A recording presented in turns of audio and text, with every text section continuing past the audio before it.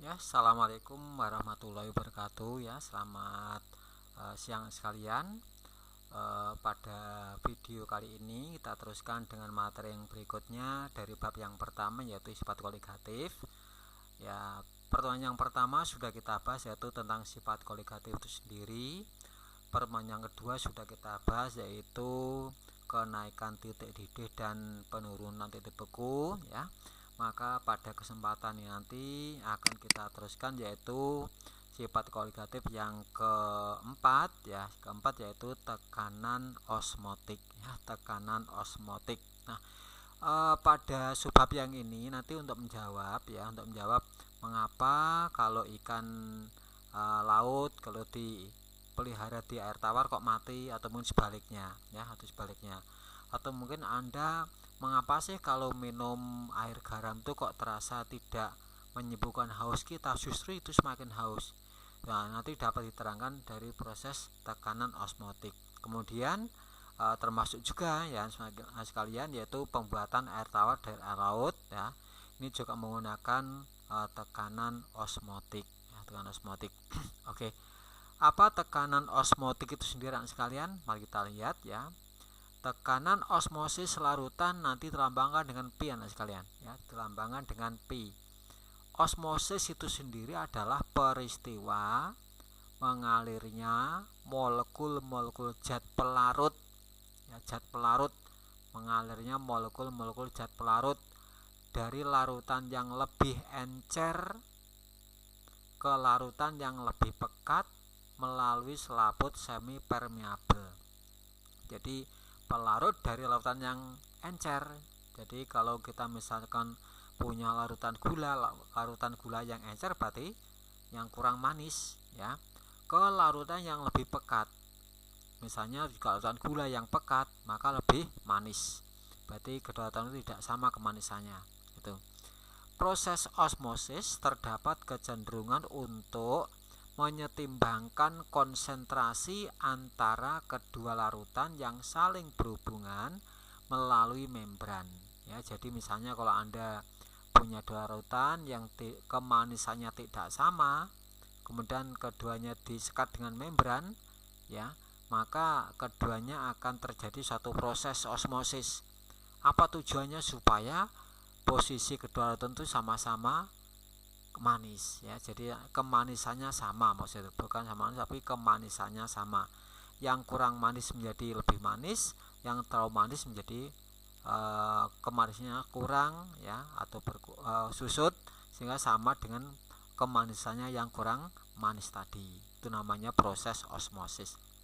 Nah, coba Anda perhatikan sekalian, ini ada gambar proses yang terjadi pada osmosis. Kita amati gambar pipa U yang kiri anak-anak. Coba ya, Anda amati gambar pipa U yang kiri. Di sini ada misalkan aja lah larutan gula ya, ini ya, larutan gula. Jadi ini ada air. Lalu sini ada sekat anak. Ini namanya adalah selectively permeable membran atau selaput permeable lah gitu ya. Ini bisa terbuat dari usus, bisa terbuat dari kulit, kulit hewan, nah itu bisa dipakai ya. Atau mungkin Anda ada karet yang dirancang sebagai selaput membran juga bisa. Nah, ini ada larutan gula di sebelah kiri membran, yang di kanan juga ada larutan gula di sebelah kanan membran. Coba kalau saya tanya Anda, bentar ya, ini kan ketinggiannya sama anak ya. Jadi ini posisi awal ini. Jadi kita punya posisi awal. Jadi ini ada larutan gula, ada larutan gula. Coba saya tanya, kira-kira ya kalau Anda lihat dari gambar ini, kira-kira larutan gula yang lebih manis itu yang posisi kiri atau larutan gula yang kanan? Coba saya tanya Anda. Ya, siapa yang lebih manis larutan gula ini? Misalnya yang bulat adalah gula, ya, yang bulat adalah gula. Ini ada gula. Siapa yang lebih manis? Yang posisi kiri pipa U apa yang kanan pipa U ini? Yang lebih manis. Oke, jawaban Anda benar. Yang kanan lebih manis. Sebab kalau kita lihat kiri dan kanan kan airnya sama anak ya. airnya kan sama, tetapi kanan gulanya lebih banyak, sehingga yang kanan lebih manis, yang kiri kurang manis. Nah, saya tanya lagi, siapa konsentrasi larutan ini yang lebih besar konsentrasi gulanya? Yang kiri pipa U apa yang kanan pipa U? Yang konsentrasinya lebih besar. Ya. Konsentrasinya lebih besar yang kiri pipa U ini apa yang kanan pipa U ini? Konsentrasi yang lebih besar. Ya. Oke, Anda benar. Konsentrasi yang lebih besar adalah yang kanan. Ya. Ini konsentrasinya lebih besar. Jadi konsentrasi itu ya kepekatan anak-anak ya, kepekatan ini kan lebih lengket daripada yang ini, berarti ini konsentrasinya lebih tinggi, berarti tidak sama ya. Ya ini posisi awal namanya ya, posisi awal. Nah kalau seandainya keadaan seperti yang kita biarkan ya, kedua larutan tidak sama konsentrasinya, kita biarkan, maka akan terjadi proses anak-anak ya, akan terjadi proses. Apa prosesnya? Proses namanya proses osmosis ya. Proses apa yang terjadi? Nanti larutan air ini, air yang ada di kiri ya pipa U ini akan mengalir ke kanan ya, akan mengalir ke kanan. Jadi nanti nganan airnya, sehingga apa yang terjadi? Kiri ini airnya susut, sementara gulanya tetap 6 ya, sebab yang bisa lolos adalah airnya, bukan gulanya. Gulanya nggak bisa lolos, nggak bisa lewat selaput semi permeabel, sehingga nanti di kiri gulanya tetap 5, tapi airnya susut. Nah yang kanan gulanya juga tetap, tetapi airnya tambah ya, tapi airnya tambah. Tuh apa yang terjadi? Sehingga seperti ini anak sekalian gambarnya ya. Maka karena air itu akan bergerak ke kanan, yang terjadi ada nanti posisi ya, permukaan dari kiri dan kanan panah tidak sama ya, posisi permukaannya tidak sama. Yang kiri akan lebih rendah, yang kanan akan lebih tinggi. Nah sehingga saya tanya seperti ini, konsentrasi gulanya kiri pipa U dengan kanan pipa U lebih besar mana konsentrasi gulanya ya.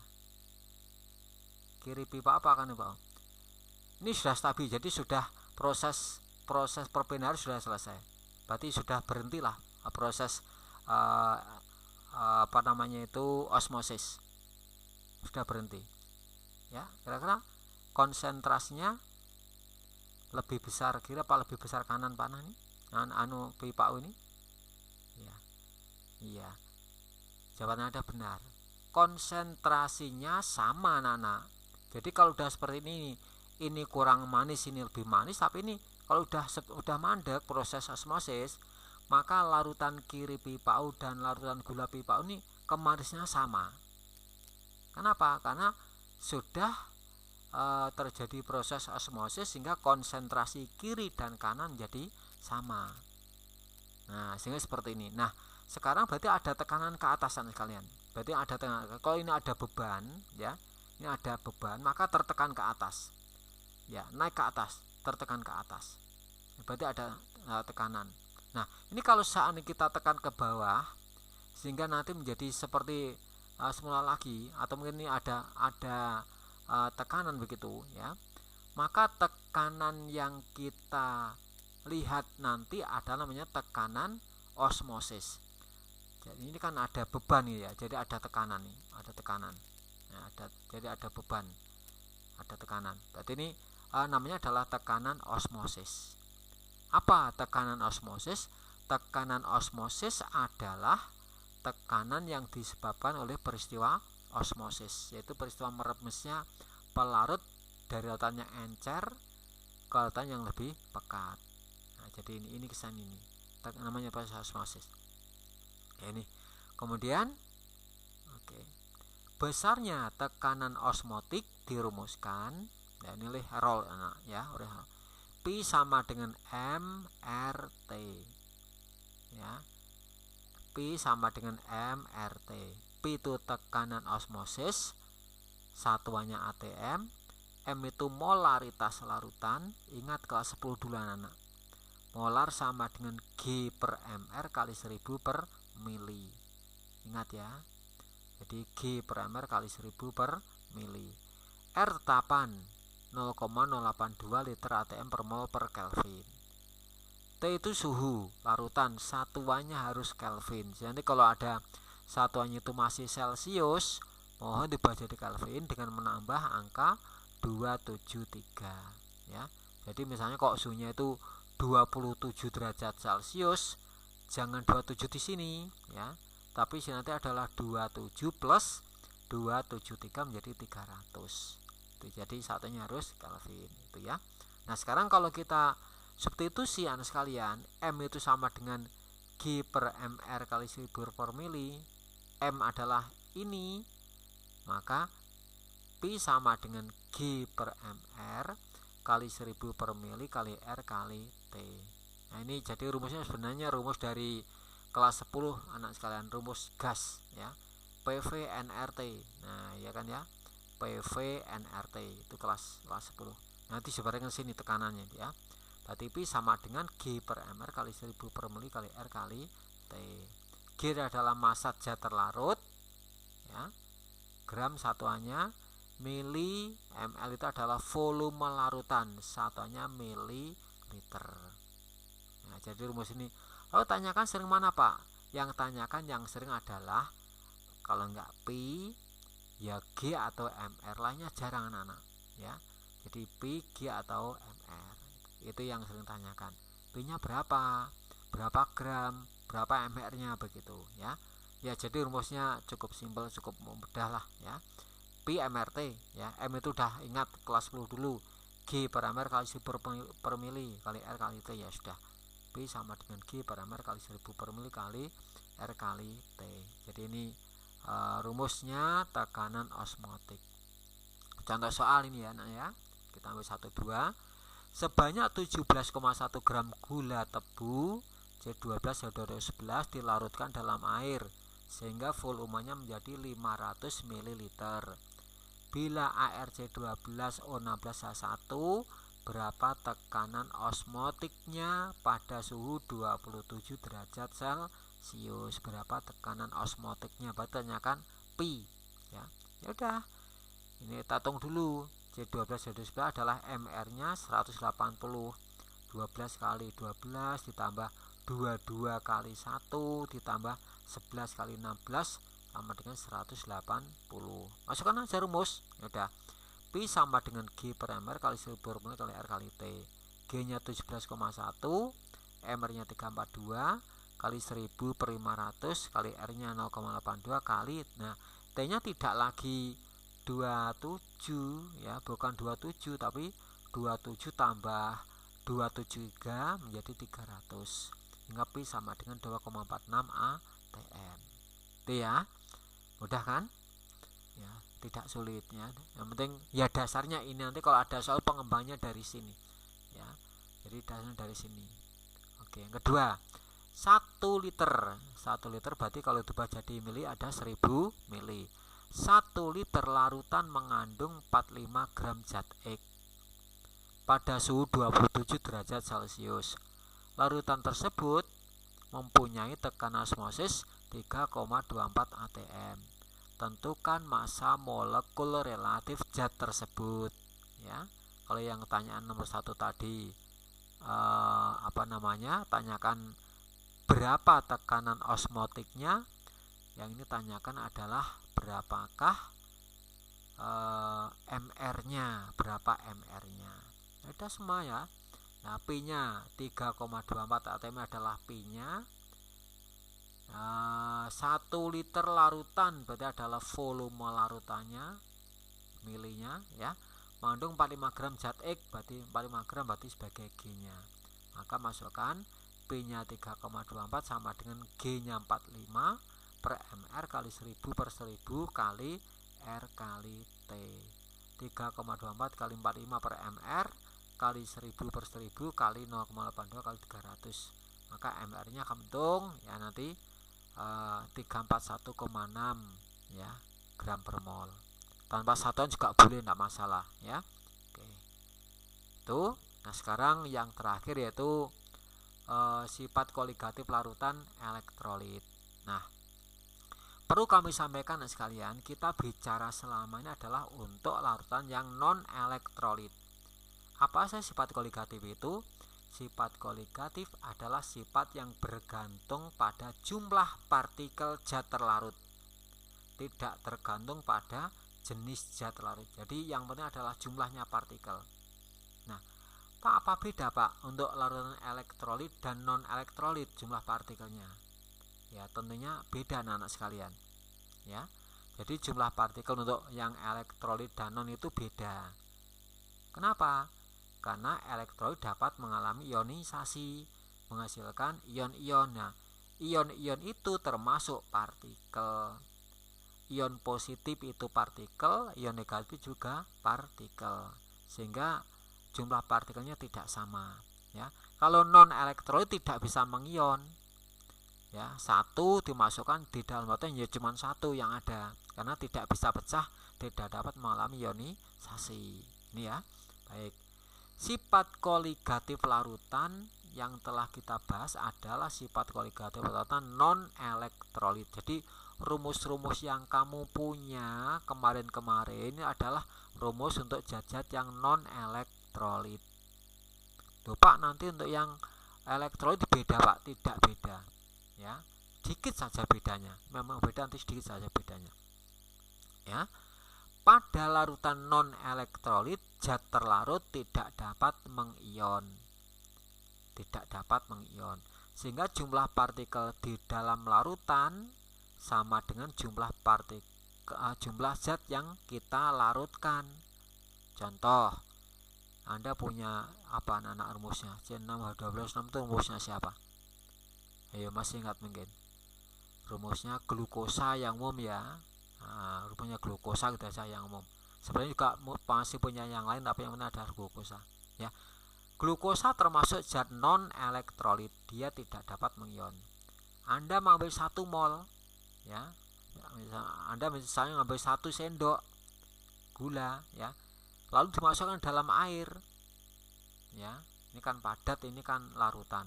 Maka di dalam gelas tetap ada 1 mol gula, ya. Karena gula tidak bisa mengion, tidak bisa mengion, ya. Ini, jadi misalnya Anda punya 1 mol gula, maka di dalam larutan masuk ke dalam tetap ada 1 mol gula. Maka jumlah partikelnya dalam larutan itu ada 1 kali 6,02 kali 10 pangkat 23 molekul. Nah, ini termasuk jumlah partikel ya.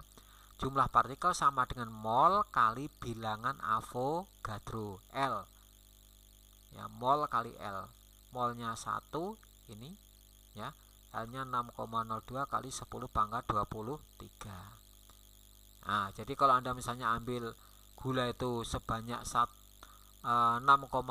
kali 10 pangkat 23 dimasukkan ke dalam air, maka di situ tetap ada 6,02 kali 10 pangkat 23.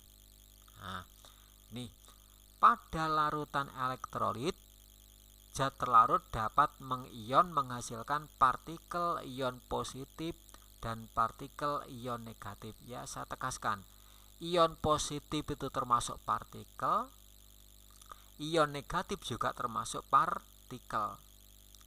Sehingga jumlah partikel dalam larutan elektrolit lebih banyak daripada dalam larutan non elektrolit, karena bisa pecah anak-anak. Perhatikan contoh ini. Anda mengambil 1 mol NaCl. NaCl itu dapat mengion menghasilkan Na+ dan Cl-. Ya. Karena ini mengion semua, ya, jadi ini ionisasinya sempurna nah, ya. Semua garam yang larut dalam air adalah ionisasi dianggap sempurna. Garam-garam yang larut dalam air itu dianggap ionisasinya sempurna, mengion semua. Sehingga kalau Anda punya 1 mol NaCl mengion jadi menghasilkan Na+ dan Cl-, maka Na+ yang dihasilkan juga sebanyak 1 mol, ini sebanding koefisien. Nah, 1 kalau 1 juga 1. Ini 1, maka juga 1 mol C elemen. Nah, jadi apa yang terjadi? Setelah Anda itu memasukkan 1 mol NaCl, di dalam larutannya, larutan garam tadi, ada 2 mol partikel yang terdiri atas 1 mol Na+ dan 1 mol C elemen. Berarti ada 2 mol partikel. Sehingga jumlah partikelnya 2 kali 6,02 kali 10 pangkat 23. 2 kali 1 tambah 1 ini ya. Na plusnya 1, C elemennya 1, totalnya 2 mol. Bedakan dengan coba ini.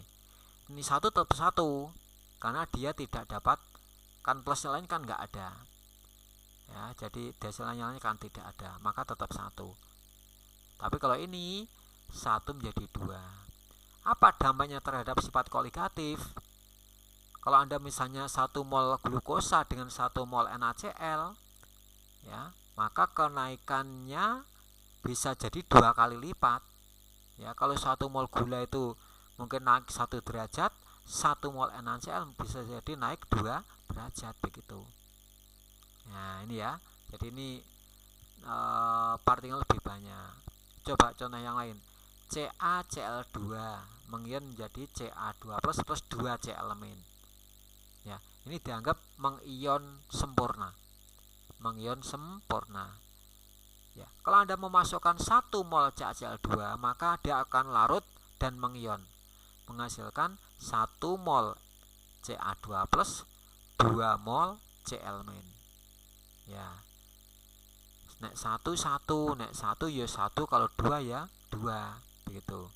2 mol C elemen. Oke. Sehingga apa yang ada di dalam lautan? Ya ada ini. Ada 1 mol Ca2, 1 mol partikel Ca2+ dan 2 mol partikel C elemen. Ada berapa partikel? Ya 3 partikel. Loh Pak, NaCl-nya 1 mol, ini juga 1 mol, kenapa kok beda? Ya beda karena ionisasinya zat itu juga menghasilkan jumlah ion yang beda. Kalau ini 1 menghasilkan 2 ion, kalau ini 1 menghasilkan 3 ion, yaitu 1 ion Ca2+ dan 2 ion C elemen, ya. Sehingga ini menghasilkan 3 mol ion. Berapa jumlah partikelnya? Ya. Ya 3 kali 6,02 kali 10 pangkat 23. Ya. Sehingga nanti dampaknya terhadap sifat koligatif juga tidak sama antara glukosa, NaCl dan CaCl2. Nek glukosa mungkin 1 mol kenaikannya 1 derajat Celcius. Kalau NaCl 1 mol, misalnya ya ini contoh aja ya, bisa naik 2 derajat Celcius. Kalau CaCl2 yang Anda larutkan bisa jadi 3 kalinya, 3 derajat Celcius. Nah, jadi tidak sama ya. Kenapa? Ya karena memang jumlah partikelnya tidak sama. Ya, 1 tetap 1, 1 jadi 2, 1 jadi 3. Ya. Banyak ion yang dihasilkan dari zat elektrolit tergantung pada derajat ionisasinya. Nah, ini jadi tadi saya sampaikan anak sekalian, ini adalah asumsi kita mengion sempurna. Tapi ada juga ya zat ionisasinya tidak sempurna, sehingga hasilnya tidak lagi 1 menghasilkan 2, nggak begitu, mungkin 1 menghasilkan berapa ya, karena asumsi tidak bisa mengion semua ya. Oke, tergantung pada derajat ionisasinya. Maka dari itu untuk larutan elektrolit, rumus sifat koligatif larutan elektrolit perlu dikalikan dengan faktor Van Hoff I. I sama dengan 1 plus N-1 kali alfa. N itu jumlah ion. Ya, alfa itu derajat ionisasi. Contoh, ini NaCl menghasilkan 1 Na+, 1 C elemen. Berarti nilai N-nya sama dengan 1 tambah 1, 2. Yang ini CaCl2 mengion jadi Ca2+ plus 2 C elemen. Ya. Jadi 1 Ca2 plus 2 C elemen. Berarti ada 3. Maka nilai N-nya sama dengan 3. Jadi menjumlahkan koefisien anak sekalian, ya. koefisien ion positif berapa, koefisien ion negatif berapa, maka N-nya itu kita total. Jadi kamu supaya nanti ngerjakan betul, maka ionisasi kalian wajib betul. Maka kalian wajib bisa mengionkan zat dalam soal itu dengan benar. Sehingga kalau ionisasinya benar, maka nilai N Anda benar, sehingga menghitungnya pun juga Anda benar. Tapi ketika Anda mengionkan salah, jumlah ionnya salah, maka N-nya salah, maka menghitung Anda pun juga akan salah.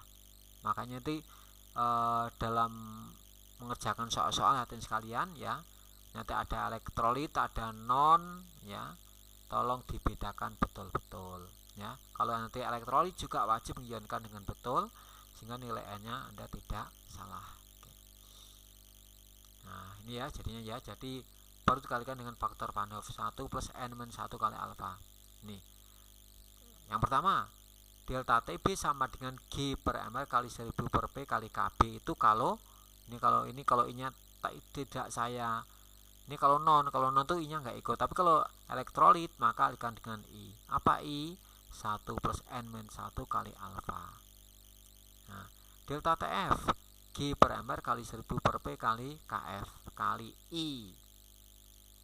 Ya, Pi G per ml kali 1000 per mili kali R kali T kali I.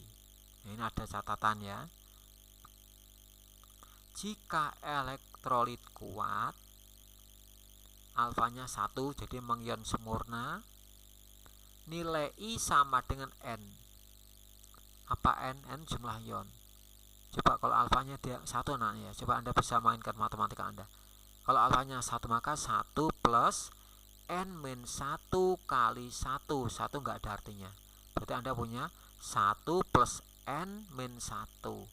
1 sama min 1 0, maka tinggal N. Nah itu kalau elektrolit kuat. Siapa saja termasuk elektrolit kuat? Semua asam kuat, semua basa kuat, dan semua garam yang larut dalam air. Atau mungkin dalam soal nanti biasanya alfanya tidak diketahui.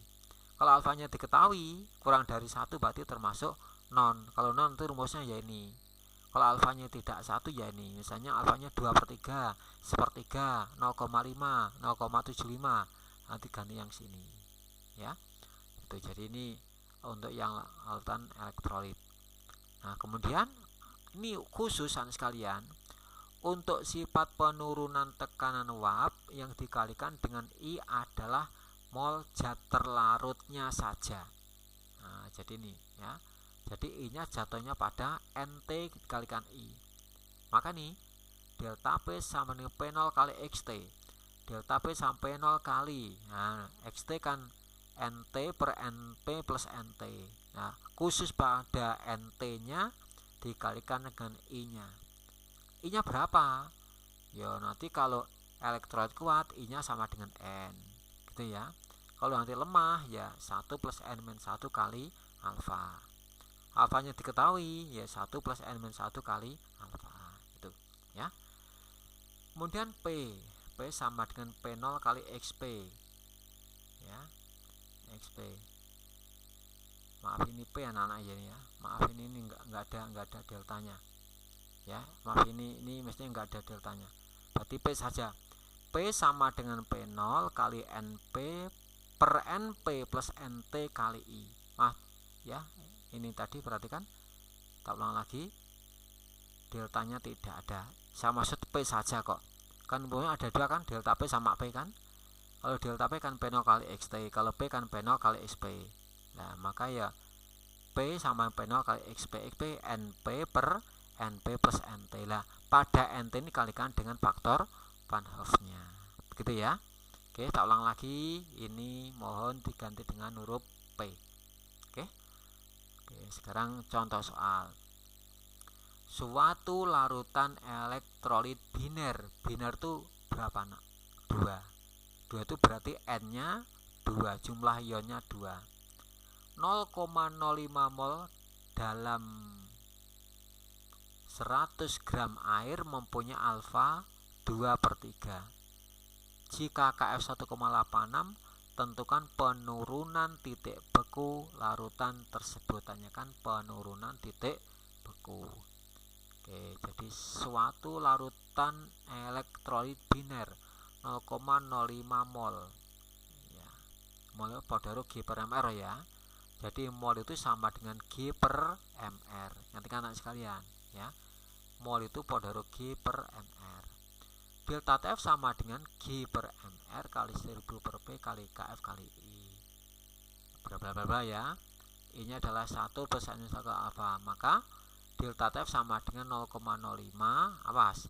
G per mr itu podo karo mol. Kali 1000 per 100. Nah, 100-nya ini ya. Nah, 100-nya ini. 100-nya yang ini.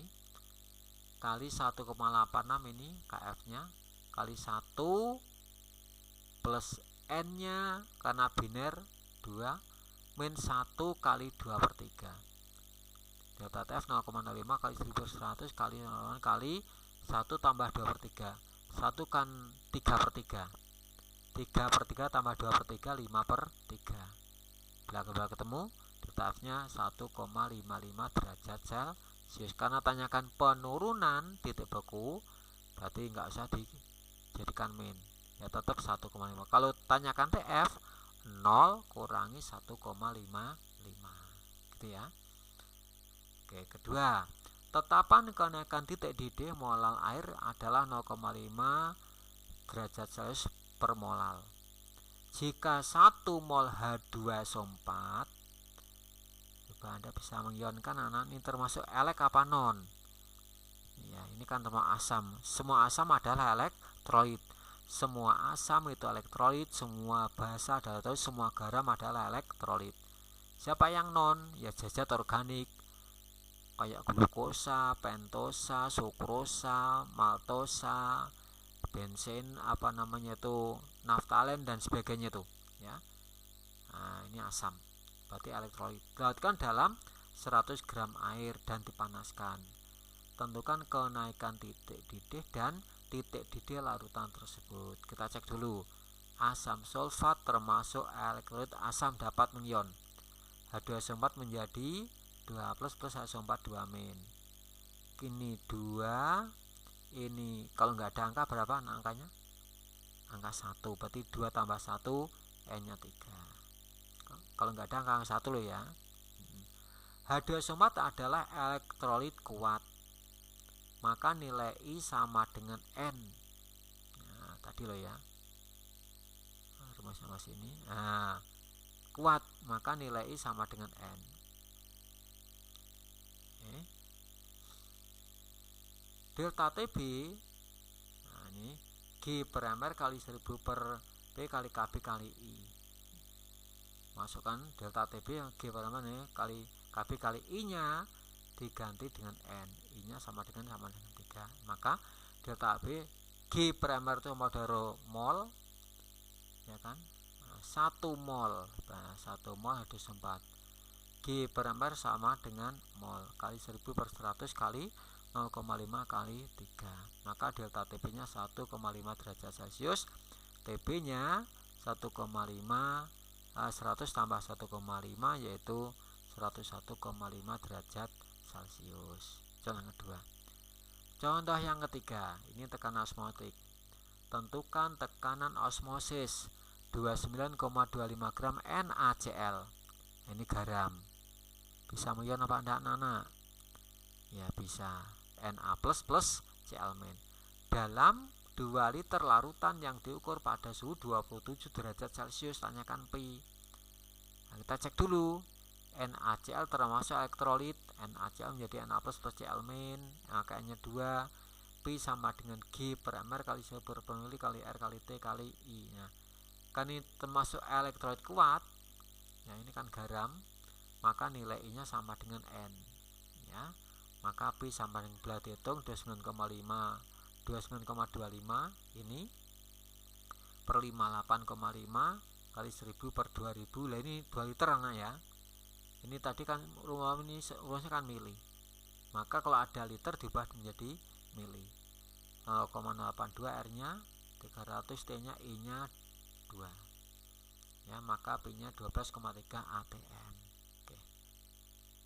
Baik, sekarang ini agak hati-hati. Contoh yang lain ya. Sebanyak 11,7 gram NaCl ya, dan 34,2 gram zat non elektrolit dilarutkan dalam 500 gram air. Coba kalau Anda analisis kalimat yang sekalian ya, ada berapa macam zat yang dilarutkan dalam 500 gram air? Ya, ada dua macam, yaitu NaCl dan 34,2 gram zat non elektrolit yang belum diketahui. Mungkin tanyakan MR-nya bisa jadi. Ya, berarti ada dua macam. Dilarutkan dalam 500 gram air. Ternyata larutan membeku pada suhu min 1,86 derajat Celcius. Berarti titik bekunya min 1,86. Berarti delta TF-nya ya 1,86. Bila KB maaf ini KF sekali ya, ya. KF 1,86 AR23 Cl35,5, maka tentukan massa rumus dari zat non elektrolit tersebut. Massa rumus ki pada massa molekul relatif. Nah, gimana nanti kalau zat terlarutnya ada dua macam? Ya, berarti karena ada dua macam, masing-masing kan punya mol, maka molnya dijumlah. Nanti elek apa non? Nah, ini kita cek. NaCl itu elek, berarti I-nya tidak satu, ya kan? Sedangkan non berarti dia nggak punya I, ya, nggak punya I. Atau boleh I-nya sama dengan satu, gitu ya, I-nya satu. Nah, maka pengerjaannya perhatikan sekalian. Delta TF sama dengan G per MR kali 1000 per P kali KF. Delta TF sama dengan ada dua macam zat yang terlarut, maka nih molnya mol campuran, ya, molnya mol campuran kali 1000 per P kali KF. Kalau saya jabarkan siapa mol campuran itu, ya molnya NaCl ditambah molnya X. Misalnya kan tadi misalnya X gitu ya. Jadi misalnya X. Kenapa dikasih I? Ini mempersiapkan kalau nanti misalnya satu elek satu non. Ini memang betul ya. NaCl termasuk elektrolit. Kan ini adalah elektrolit kuat, nilai I-nya sama dengan berapa anak? NaCl kemudian jadi Na plus Cl min. N-nya 2, karena elektrolit kuat maka nilai I sama dengan N, berarti I-nya sama dengan 2.